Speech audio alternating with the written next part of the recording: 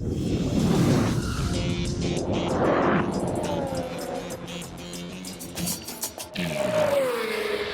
folks, and welcome to Paddock Pass, your post-qualifying edition. Oh yeah, for the China Grand Prix 2019, the 1000th Formula One race. And it is Valtteri Bottas, championship leader, on pole here in Shanghai from his teammate Lewis Hamilton. The Ferraris lining up on the second row of the grid. It was a pretty exciting qualifying session, teeing us up rather nicely for tomorrow. The Mercedes have the pace through the corners, the Ferraris have the pace in the straight line.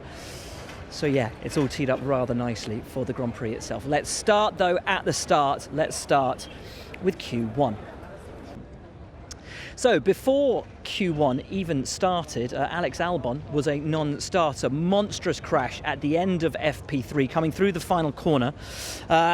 He was just giving it some beans, lost the rear a little bit over the curbs and on the AstroTurf. Caught it, I've got it, I don't got it. And on that last little squirrel, it just went away from him into the barriers. Massive shunt.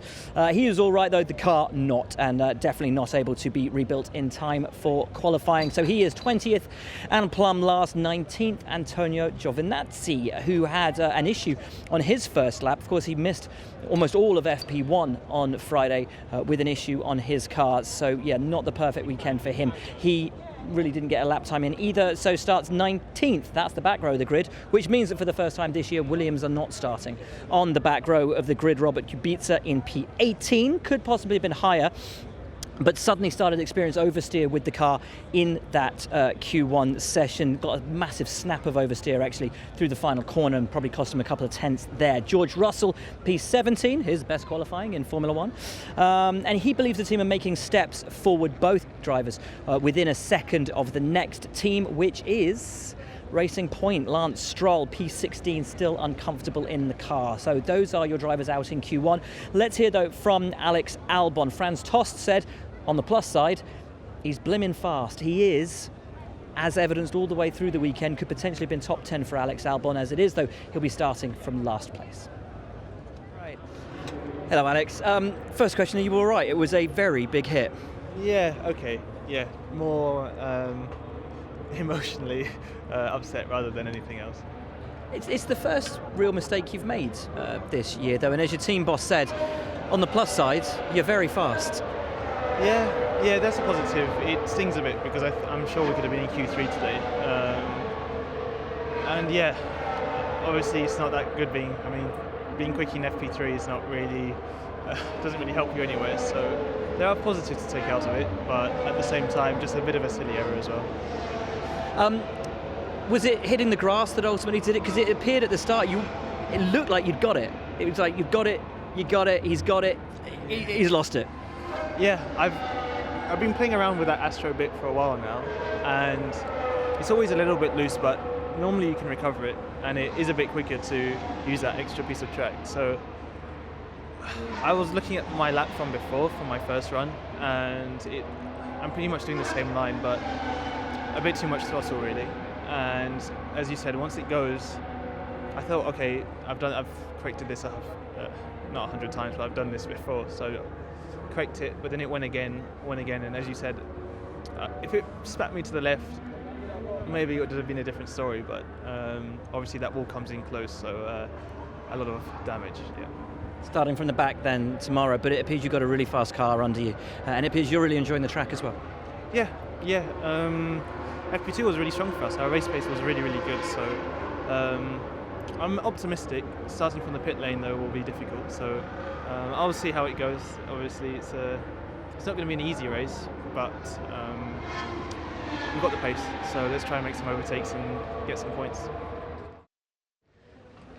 And so to Q2.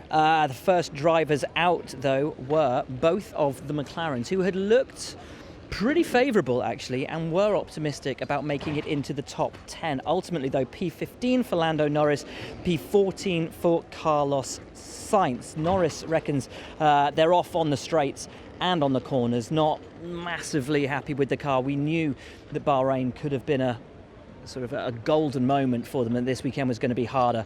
The fact that they are together, though, is that representative of where the car should be? We're going to hear from Carlos Sainz right now. So, about where the car should be, given that you're both together? Yeah. I think I've put some good laps today, but we just were surprised with our position. No? I think the car felt normal, and we probably got a bit encouraged yesterday with that P6 in FP2. But we perfectly knew coming into here this track would expose our weaknesses. So already today in FP3 we saw Q3 was going to be more difficult than the previous 2 races. We put together some good laps in qualifying, but didn't make it. For the race tomorrow, any more hope? We did a few changes from FP2, so from Friday to Saturday on the car. So maybe, or hopefully, that were meant to go in the right direction for the race and not so good for the quali. And free tire choice for tomorrow.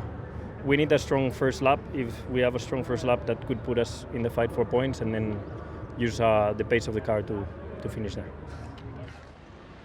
Tough weekend for Alfa Romeo. Obviously, we know about Giovinazzi, lost time that he's had in running over the weekend. Kimi Raikkonen ultimately qualifying P13, said losing time all of their own volition on the back straight, so he's not all that happy. Danny Kvyat in P11, very optimistic. Says he squeezed it all out. Won't know until tomorrow whether it would have been better with him getting into the top 10 or actually sticking in P11 and having a free choice of tyres, but he's super optimistic with the race car that has gone underneath him for Sunday. You will notice I missed out P12. It's because that's Sergio Perez. Obviously, with Lance Stroll being out in Q1, the expectations weren't great. They're still getting on top of the car, but Sergio certainly, I think, looks more comfortable in the car, looks more confident in the car, certainly. I think the results of qualifying a P12 for him reflects that as well. Great job. Happy with where you are? Yeah. You always want to be higher up. I wouldn't be happy if I was P10. I would be very happy if I was P11, so a position better. For tomorrow, I think there is a lot to play with the strategy, so hopefully that can benefit us tomorrow.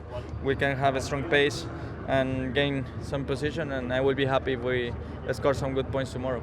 Are you happier in the car this weekend? I'm happy a bit in qualifying, but obviously it was very tricky conditions out there with the wind changing lap by lap, corner by corner actually, so I think it's what gave us the benefit, and we were able to make a bit more of a difference today in that regard. So yeah, we got plenty to improve, but I think we have a good opportunity for tomorrow to score good points. Thank you. And so to Q3. One guy actually who was pretty lucky to even get into Q3 was Romain Grosjean. Aborted his first lap in Q2, had it all to do with just one lap in that Q2 session, and do it he did with some aplomb. Brilliant lap, probably his best lap of qualifying. He, though, ends up qualifying P10. Kevin Magnussen qualified P9. They were two of a number of drivers who didn't get to complete their final run in qualifying. Romain Grosjean's exact line was that the team clocks don't appear to have been changed to Chinese time. A number of people getting caught out at the end, as you may have seen. Ultimately, Leclerc coming through the hairpin slow, trying to give himself a bit of a gap. Max Verstappen behind him then slowed. As Verstappen was slowing, Vettel popped past him. As Vettel popped past him, Verstappen slowed again. The Haas cars flew past at the same time. When Verstappen finally picked up the pace, he chopped off his own teammate. Ultimately, all of them, apart from Seb, essentially, missed the cut and couldn't get a final lap in. So, pretty much all of them getting their timing completely hammed up. A good qualifying run, though, for Haas. It's got to be said, who've been struggling with tyre wear all the way through the weekend. Well, not just tyre wear.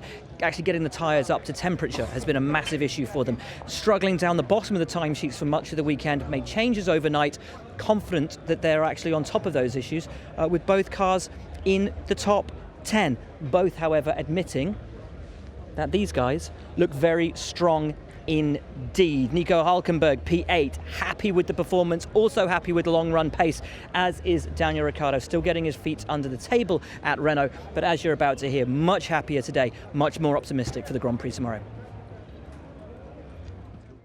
Big smiles all round, it seems, today at Renault. Yeah, I mean, for sure, it's definitely a step in the right direction for us as a team. I think for me, just the start of the weekend was already going a bit smoother. My nose is itchy. So I think this result has kind of, we could see it coming from already yesterday morning. It's good. You know, I think both cars hadn't been in Q3, so to get both of them there, 7th and 8th, solid. Okay, there's nothing. I feel like something's on my nose. It's all good. You're good. You'd tell me, wouldn't you? I would. Awesome. So yes, very close, but happy for the team. They seem pretty excited on the radio. So yeah, good day. And have you got a good comfort level in the car? Yeah, it's. I think the whole weekend I've had for sure a bit more. I guess confidence with the car and feeling. And I know this will come, but there'll probably still be some weekends where it's going to be less than others. But it was important that having a pretty good feeling this weekend, I was able to execute, and glad I did. So yeah, tomorrow obviously we got the bigger show, but today pretty satisfied and happy. As I said, happy for the crew. I know this is a nice little motivation for them. Good luck tomorrow. Cheers. Thank you. Now, we've spoken a little bit about what happened at the end of qualifying and ultimately with Max Verstappen. In chopping off his teammate came home 6th. He came home in 5th. Gasly's still not totally happy with his car. He described it to me the other day as a little bit naughty. The rear end just is a little bit too loose for his liking. He said to me today, it's better, but it's still not perfect. It's still not exactly where it needs to be. Now, that's going to be tough through those medium to high speed flowing corners here, particularly in race conditions where you need to look after your tyres. If you've got a naughty rear end as such, it's going to be a difficult race for Pierre tomorrow. But P6, he'll be happy with that, given that he's been on average about a second in arrears of his teammate all the way through the weekend. Let's talk to Max Verstappen, though. Not a happy boy with the end of the session, with what happened there. Believes etiquette. An agreement between the racing drivers was broken at that final corner. Faster all the way through the weekend. Talk to us about the preparation for that final lap, though. What happened with all of that? Well, it's like an unwritten rule that you just agree on. If you get to the last sector, you just stay behind each other. And I was playing nice, staying behind Charles, I think it was. And suddenly out of the last, the hairpin, and they just start to overtake you. So it's not nice, but I'll remember it in the next qualifying. If that comes up, then I know what to do. Do you think you could have been any higher with a more usual preparation for that last lap? What, just doing a lap in general, then you have a better chance than doing nothing. So I think the whole qualifying we were quite competitive. So it's a shame, of course, then to be 5th. What do you reckon you can do tomorrow with the car underneath you? I think, we have a strong car this weekend. So hopefully in the race, again, we will be fighting up front, and we'll see how we'll handle the tyres. Good luck. And they went 2 by 2 by 2. The 2 Haas cars, the 2 Renaults, the 2 Red Bulls, then the 2 Ferraris, then the 2 Mercedes. Charles Leclerc, P4 today. Hasn't really been on pace with Sebastian all the way through the weekend, but more importantly, going into the race tomorrow, isn't confident of his race pace. He hasn't done a heavy fuel run yet, really this weekend. He had the cooling issues in FP2 when he was supposed to be doing his long run, and today the red flag came out as he was about to go and do a little bit of heavy fuel running. So Charles a little bit uncertain about where he is. Let's talk, though, to our top 3 drivers. Sebastian Vettel, P3. He can explain a little more about what happened with Max in that final corner. Let's talk to Lewis Hamilton, who told us on Friday that he's lost that comfort level that he used to find at this circuit. This was one of his best tracks. He just doesn't feel quite as good around here as he used to. But one guy clearly just in his element at the moment. Championship leader, Valtteri Bottas, on pole. So Vettel, Hamilton, and your pole sitter, Valtteri Bottas. Seb, second row of the grid. Happy with today's performance, or was there any more to come? We had maybe a little bit more, but probably not enough to really beat Mercedes.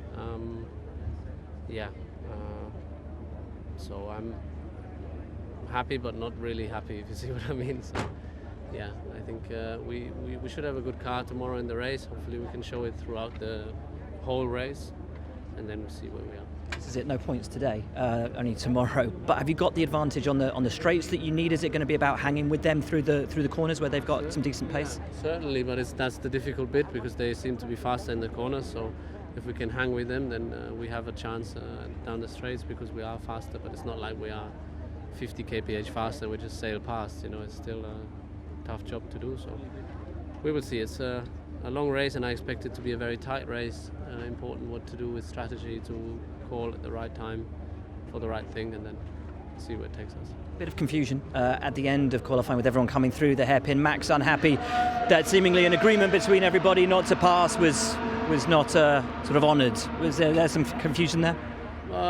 Well, there is sort of, but I'm saying sort of because obviously the priority is to make it across the line. So I was told that there's very little margin, and I was sort of last of that group, hanging with the Haas, and from then onwards you can see that I was just trying to get back. So yeah. I think I have a reason. Obviously the other 5 cars behind me, or 4, didn't make it, so it's not particularly that I wanted to put Max in a bad place. I just wanted to make sure that I make it. I'm surprised that they were not told if we all speed up then we are all in. See what I mean? But the problem is obviously that everybody was sent out at the same time, so, and too late without margin, otherwise it could just drop back. Lewis, front row of the grid, a good day's work for Mercedes. Yeah, fantastic job for the team. Really happy for us to be 1-2. I didn't know where we were going to be. I thought it was going to be a bit closer than it was, but it was great performance at the end. I think we really made strides and leaps throughout the weekend. Valtteri's generally been comfortable in the car all weekend. For me, it's been a real struggle and something I've been having to work on. I know you've been struggling and that it's not sort of suiting you as much as it has done in the past. With that in mind, do you take confidence into tomorrow's race that you can at least maintain this position, if not take the lead and win the thing? I hope so. Starts have not been my strength, so I've got to try and figure out if I can pull a good start out tomorrow. That's the key. Phenomenal job all the way through the weekend. That's got to feel good. Yeah, sure. It's nice to be on pole. I don't have that many of those in my career, so it's been a strong weekend. I have to say, in Q3, both of the laps I always felt there was something I could do better. Well, I knew exactly where I still could improve, but I just didn't get it right on those soft tires. So yeah, it was good enough for both. So I'm happy, and as a team we were super strong today. You've been the strongest member of your team all the way through the weekend, but are you fearing of Ferrari tomorrow, particularly with the straight line pace that they have? They are quick in the straights, and there's some really long straights here. So for sure they're going to be a big threat, and I'm sure they're going to have a good race pace as well. So it will be a tough fight for the win, but we're going to fight for it. Great job today. Thanks. Good luck tomorrow. And that is your lot from post-qualifying Paddock Pass for the 1000th Grand Prix. Post-qualifying Paddock Pass, not just for the 1000th Grand Prix. Oh no, it's a new thing. Coming to you every race from now on. Thanks for tuning in, folks. We've got a great Grand Prix in store for us tomorrow. It is an all-Mercedes front row, but both drivers very wary of the fact that Ferrari has a straight line advantage. Can Mercedes keep themselves out of DRS range with the advantage that they have through the corners? What have Red Bull got? Can Renault get into the fight with Red Bull? Have Haas got something? There's a lot to play for tomorrow, and honestly I don't know which way it's going to come out. Be sure to tune in, but for now, from us here in Shanghai, that's your lot.